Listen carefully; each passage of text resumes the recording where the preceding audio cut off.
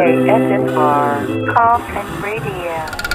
Welcome to another exciting episode of Coffin Radio. I am Heartthrob Rob, and joining me at WrestleCon 2023 is the one, the only, the influencer, Zane. Ryan, how you doing, brother?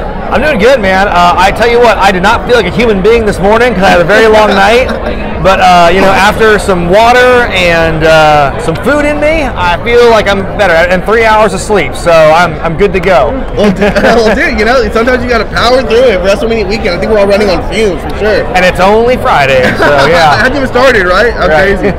Well, dude, I love it. You got the table here at WrestleCon. People are coming up, checking it out. You got the YouTube champion here as well, the influencer. But I kind of was wondering, how did you get the start? I mean, I know you love wrestling, but what made you want to start the channel and, put out content? I mean, when I was in college, that was when YouTube was like becoming a thing, and a lot of my student projects, many of which were wrestling related, I would put up like on my personal YouTube channel. And so I always had this idea of like doing something like a variety show with wrestlers, and it just never really clicked. And then as I got older, I started seeing stuff like Nostalgia Critic and Angry Video Game Nerd, and I really wanted to do something that was like that kind of aesthetic, but with wrestling, because no one was really doing that to that extent. And so, I figured, well, I'll do it. And that was kind of like how I began it. And it was that, and I got an $80 camcorder, and I got a cracked version of Final Cut Pro on my computer, and that was how I started putting stuff together. And it was every once in a while, it was the first couple years, it was a burst of videos, take breaks, burst of videos, take breaks. It was just a hobby, and it was a lot of fun. And then after a couple of years, it blew up, and so now I'm celebrating 10 years of the channel this June. Dang, look at you, bro! 10 years. Did that trip you out? 10 years? Yeah, and to see myself age and my weight fluctuate so much over those 10 years it's been a bit humbling to see. Yeah, but no, it's always fun to kind of look back and to think that 10 years have passed that I've been doing these videos. It's surreal to think about. Yeah, it's a video diary for sure, almost. You know what I mean? Yeah, different phases of life. What videos of yours have made some real noise? Obviously, you do numbers, but where you hear something from somebody, or so and so reached out, or or wow, this video is just ginormous compared to the other ones. I think the first videos I got that were positively received. Well, the first one was Cornette Gets It Wrong, my little skit where I dressed up as Jim Cornette, and it was an infomercial thing, and that was a lot of fun. And that got endorsed by Cornette and by the Young Bucks and Colt Cabana. So the fact that all three of those retweeted it, I thought was that's never going to happen again. And I think that around the time was one of my first real viral videos, if you want to call it that. And that was 2 years in. And then it's funny, there's other videos which have gotten me in trouble with people, like the video I did for Taz. I don't want to go into it, but he did not like my video on him. No, what a surprise. Taz is upset about something.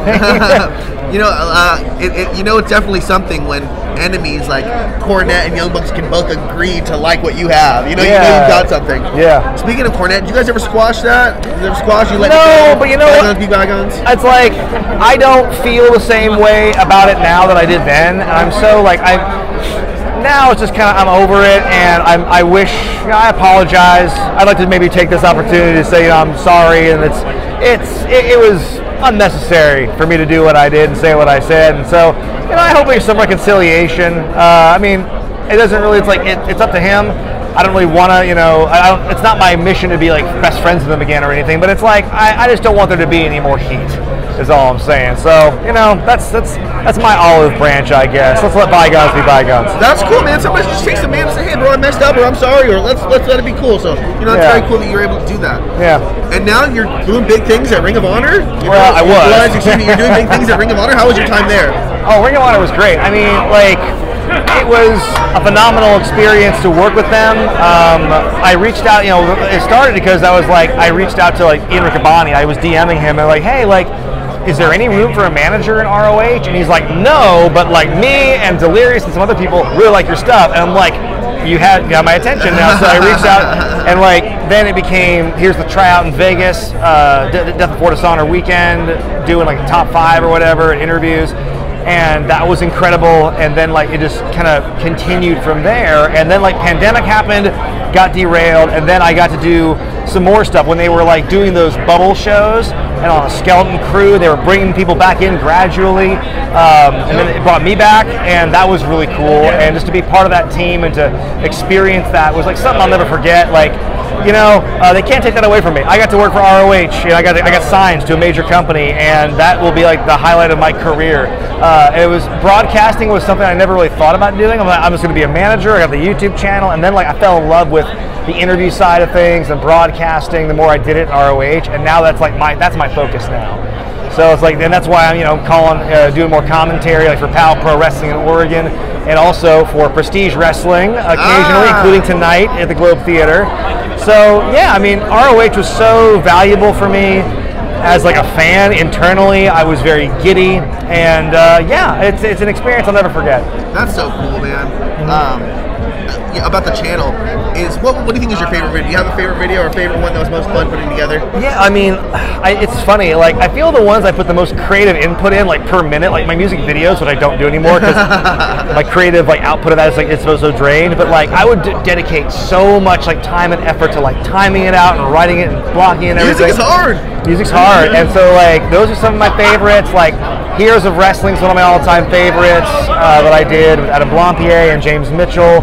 The UWF review, a lot of my like promotion graveyards in general are the ones I'm really fascinated by as I research them, and I'm so excited to like share this information because one of the greatest compliments I can receive is someone saying, I had no idea about X, Y, or Z until I saw this video of yours, and like that's cool that I can be this kind of like source of information, and like I try and be entertaining at the same time, and you know, not everyone likes my jokes, and that's fine, but I always try and at least be some kind of a resource for people. It's informative and funny, man. I know everybody loves all of your videos. I think everyone in this room is fascinated with your videos. I think you got really good stuff.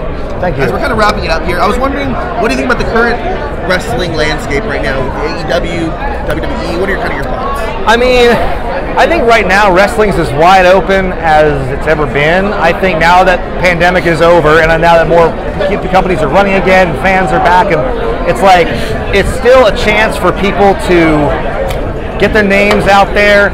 Social media has just really helped change the game for how wrestlers get booked, how they get signed. And you know, I think you look at guys like Orange Cassidy, look at Danhausen, look at Warhorse, you know, having an identifiable, easy to recognize like character or presence or something, I think that goes so long in like helping build your brand. And I think that's something that other wrestlers need to learn, is like follow these people's examples, and like there's so much potential. And as far as like, yeah, there's this, the social media and streaming has made wrestling more accessible than ever before. There's more access to it than ever before, and it's like, yeah, I think wrestling, if you're a wrestling fan, it's a good ass time because, you know, there's no barrier to what you can watch or how you can watch it generally. And yeah, I think it's been great. I think the wrestling landscape right now is a lot of fun, and people can argue all day about, oh well, ratings and house show attendance and this, like the numbers. I think, you know, all that matters to me is like, does this entertain me? Like, does this get a pop out of me? That's all I care about. I couldn't care less like what a show's ratings are, or you know, how many seats are filled. It's like, if the story's there and if it's entertaining, I think people will flock to it. Absolutely. The sales and stuff like that, ratings are the least of my concern. No concern at all. I care about if the product's good or not. You're absolutely right. Absolutely. So I just wanted to say thank you so much. Do you have any shout outs or, you know, plug the social medias? Everyone yeah. Of course, you can find me on Twitter at ZManBrianZane, Instagram at BrianZane. And what else to plug? I'm on Patreon, patreon.com/Wrestling With Wregret. You can find me on YouTube, 344,000 subscribers and growing. Let's go! Yeah, I know, right? And also, if you're a fan of the show and if you're a fan of the intro that I have, that Wrestling With Wregret rap by Megaran, he just put out a new EP, Wrestling Is Real, People Are Fake, and that track in its entirety is now available on that EP. You can find it on Spotify. Hell yeah. And where can people see you this weekend? You're wrestling this weekend. Yeah, well, first off, like I said, I'm doing commentary for Prestige Wrestling's Nervous Breakdown tonight. Hell yes. And then Sunday is Mitzvah Mania at Temple Beth Am. L'Chaim. Exactly, and I'm going to be part of an 8-man tag match, and I'm going against Team Simon Miller. So there's going to be some head smacking around, but it's not my head getting smacked. That's Woo! Yeah. Well, that's all there is to say. Yeah. For Ryan Zane with Wrestling With Wregret, I am Heartthrob Rob, and if you like what you're watching, then hop in the coffin. Follow us on social media at Coffin Radio. Coffin is spelled with a K, and that's all for today. ASMR Coffin Radio.